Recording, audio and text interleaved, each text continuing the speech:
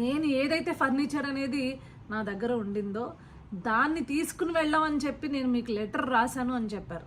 కానీ ఇక్కడ మాత్రం ఏదైతే ప్రజలు అధికార పార్టీ వాళ్ళు గుర్తుపట్టిన తర్వాత ఇది ప్రభుత్వ ఫర్నిచర్, ఇది ఇక్కడ మీ దగ్గర ఎందుకు ఉంది అంటే తప్పించి మీ సైడ్ నుంచి రియాక్షన్ లేదు.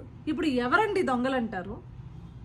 ఇలాంటి కొడాలి నాని అనే ఒక విష పురుగుని, చీడ పురుగుని ఇంకా ఓడిస్తే కూడా బుద్ధి రాదు, ఇంకేం చేస్తే బుద్ధి వస్తుంది?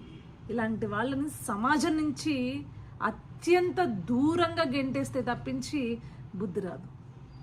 ఏం మాట్లాడుతున్నావయ్యా? ఓడిపోయినా కూడా నువ్వు ఇంకా నీకు అధికారం ఉందని ఫీల్ అవుతున్నావా?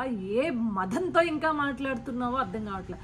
బేసిక్గా వైఎస్ఆర్సీపీ పార్టీలో ఉండే ప్రతి ఒక్కడు కూడా ఇలాంటి మృగాలే ఉంటారు, ఇలాంటి జంతువులే ఉంటారు అని చెప్పేసి మరొక్కసారి నిరూపించుకున్నారండి.